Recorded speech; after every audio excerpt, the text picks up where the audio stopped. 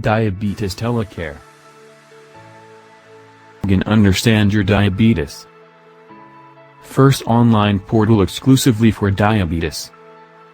Our goal is education, care, and prevention.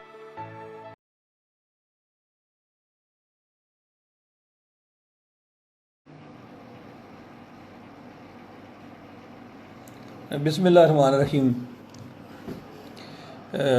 मेरा नाम doctor Javed Iqbal है और मैं आज हेल्थ लॉ के प्लेटफॉर्म से आपसे डायबिटीज़ के हवाले से कुछ बातचीत करना चाहूँगा। आज का हमारा जो मौजू होगा वो हम डायबिटीज़ की टाइप्स के बारे में बात करेंगे। आज हम बात करेंगे कि जब किसी पेशेंट को डायबिटीज़ होती है तो उसको कैसे रिएक्ट करना होता है वन, और फिर उसने उसकी टाइप्स को कैसे जानना होता है। तो यूजुअली जो हमारे पास पेशेंट्स हमारे पास तशरीफ़ लाते हैं और वो आके पूछते हैं कि उनको डायबिटीज़ डायग्नोज हुई है, तो उनको क्वेश्चन होता है कि मेरी डायबिटीज़ की टाइप कौन सी है, क्या मैं इंसुलिन डिपेंडेंट डायबिटिक हूँ, क्या मैं नॉन इंसुलिन डिपेंडेंट हूँ, क्या मुझे टैबलेट्स की ज़रूरत है, क्या मुझे इंसुलिन की ज़रूरत है, क्या मेरा इलाज सिर्फ डाइट से होगा, और क्या मेरा इलाज जो है वो सिर्फ वॉक से होगा। ये सारे क्वेश्चंस होते हैं जो पेशेंट्स जब उनकी डायबिटीज़ डायग्नोज होती है तो उनके जहन में आते हैं।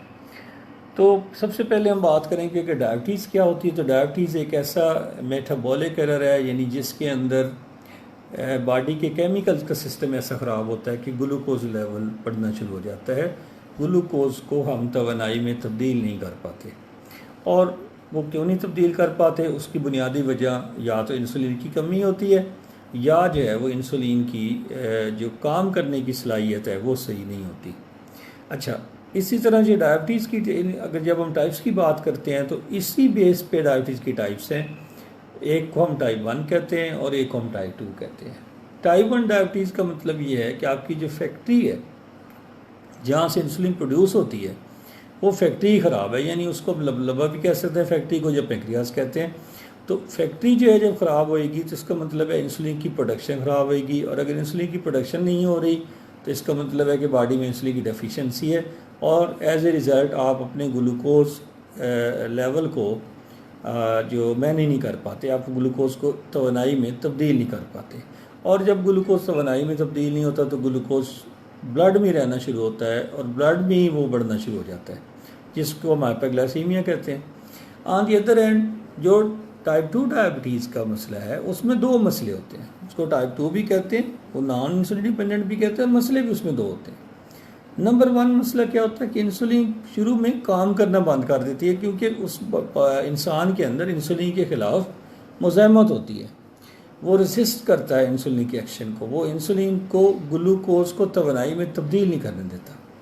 और ये एक डिफेक्ट हो गया।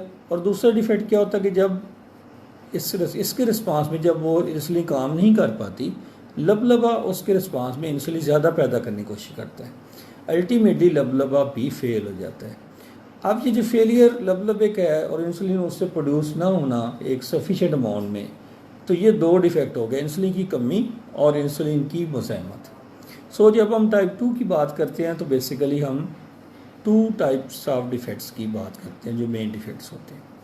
अब ये दो टाइप्स हैं डायबिटीज़ की, और दोनों डायबिटीज़ की टाइप्स जो हैं उनकी जो प्रेजेंटेशन है, जो क्लिनिकली जो इलामात हैं वो आलमोस्ट एक जैसी हैं, लेकिन उनकी शिद्दत में फ़र्क होता है।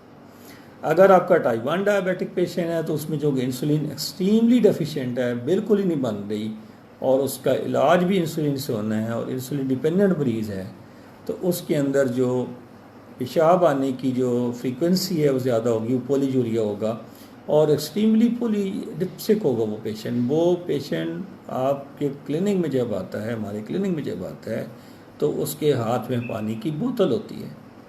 और मैं एक बुक पढ़ रहा था जॉन हॉपकिन की, उसमें एक डॉक्टर ने अपने बच्चे का किस्सा लिखा कि मेरे बच्चे को जब टाइप 1 डायबिटीज़ हुई तो उसका कहना था कि वो गड़ों के गड़ों पानी पी जाता था और इतने ही यूरिन निकाल देता था।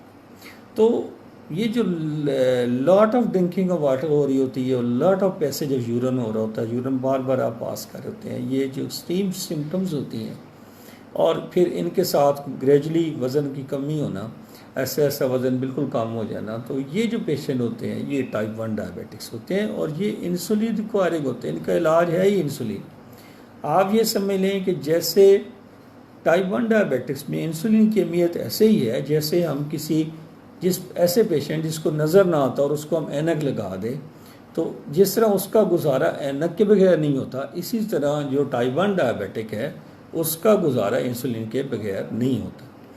जैसे आप किसी मरीज़ की ऐनक उतार देते हैं, जो ऐनक के साथ देखता है तो उसको नज़र नहीं कुछ आएगा, इसी तरह जब आप इंसुलिन बंद कर देंगे किसी के कहने में, या जैसे हमारे यहाँ लोग दाएं बाएं से मशवरा लेना शुरू कर देते हैं, अल्टरनेटिव मेडिसिन का इस्तेमाल करना शुरू कर देते हैं, तो वो एज ए रिज़ल्ट वो कई दफ़ा इंसुलिन को बंद कर देते हैं।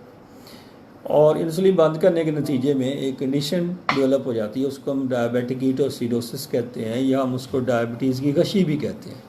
तो ऐसे बच्चे आमतौर पे, ये जो टाइप 1 डायबिटिक्स होते हैं, ये बच्चे होते हैं 20 साल से कम उम्र के बच्चे हैं और इनको डायबिटीज़ हो गई, और ये इंसुलिन की किसी वजह से माँ बाप ने बंद करा दी कि क्या सारी उम्र लगेगी, प्रॉब्लम्स हैं, किसी और से मशवरा ले लेते हैं, उसने कहा जी ये बंद कर दें और मीठा खाना शुरू कर दें वगैरह वगैरह।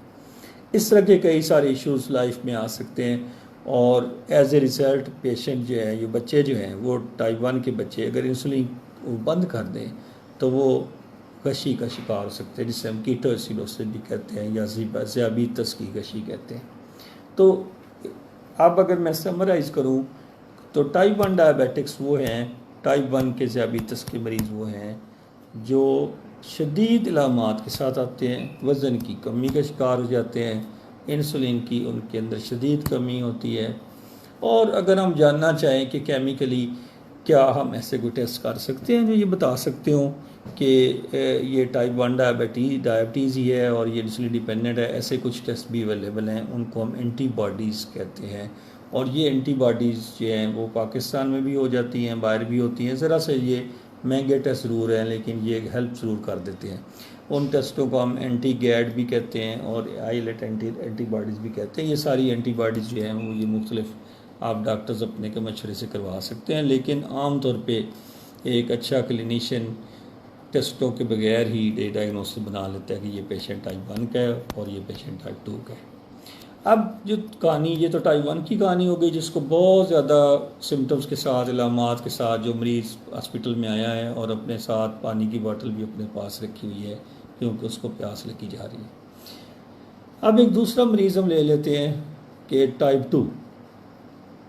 अब जो टाइप 2 पेशेंट्स हैं, टाइप 2 पेशेंट जो हैं वो ऐसे पेशेंट्स हैं जिनकी इलामात शदीद नहीं होती। ऐसे लोग बेसिकली अस्पताल में किसी और पर्पज़ से आए, या उनकी किसी कुलीग ने कहा कि अच्छा आपको थकावट ज़्यादा हो रही है, आपको यूरिन से थोड़ा मामूल से ज़्यादा आ रहा है, आपकी जो एनर्जी लेवल है वो मामूल के मुकाबले में कम है, तो आप अपने टेस्टिंग करवा लें। वो अपने ब्लड शुगर टेस्ट करवाते हैं तो उनको शुगर लेवल आ जाते हैं, या उनका एक जो टेस्ट जिसको हम HbA1c कहते हैं वो आ जाता है।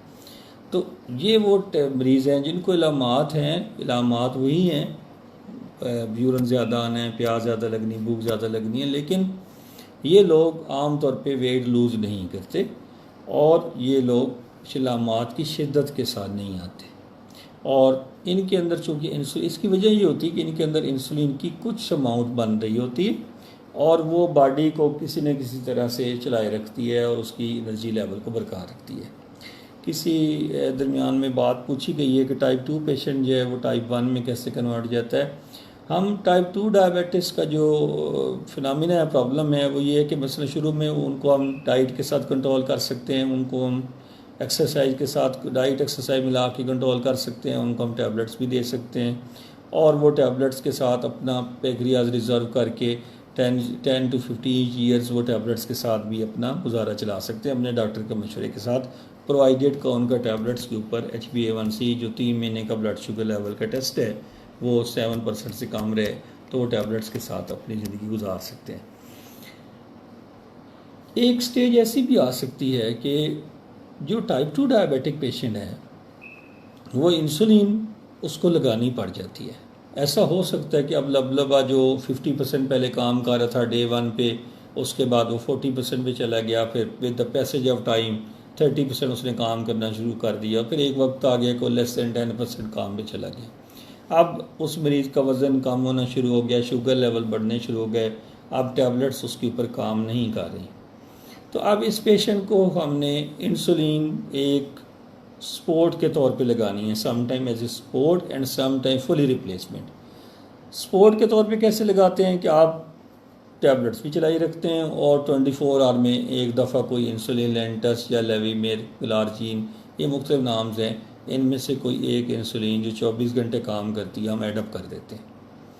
अच्छा, एक फिर स्टेज आ जाती है कि ऐसा नहीं काम चलता, टैबलेट्स बिल्कुल काम करना छोड़ जाती हैं और फिर पेशेंट को दिन में 2 या 3 इंजेक्शन इंसुलिन के लगाने पड़ते हैं।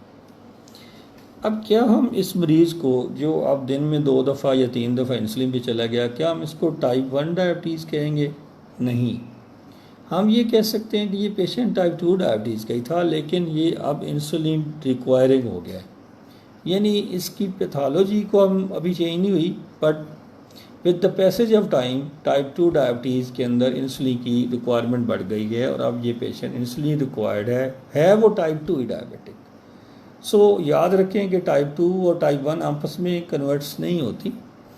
सम टाइम एक टर्म यूज़ होती है, उसको हम कहते हैं डबल डायबिटीज़। मसलन एक बच्चा, उसको 20 साल की 18 साल की एज में डायबिटीज़ हो गई टाइप 1, उसे इंसुलिन लगानी शुरू कर दी, ही इज़ नाउ 40 ईयर्स, 40 साल का हो गया, इंसुलिन भी लगा रहा है, लेकिन अब उसका वेट भी बढ़ना शुरू हो गया। उसकी इंसुलिन की रिक्वायरमेंट जो इंसुलिन लगा रहा है उसके साथ पूरी हो रही है, और जो वेट बढ़ना शुरू हो गया तो उसके नतीजे में बॉडी में इंसुलिन रेजिस्टेंस भी पैदा हो गई। अब उसके अंदर जो रेजिस्टेंस वाला एलिमेंट आ गया, ये टाइप 2 का फीचर है। तो इस तरह से अब 2 किस्म की डायबिटीज़ इकट्ठी हो गई हैं, टाइप 1 की फीचर्स वाली भी और टाइप 2 की फीचर्स वाली भी। तो इस किस्म की डायबिटीज़ को डबल डायबिटीज़ भी कहते हैं।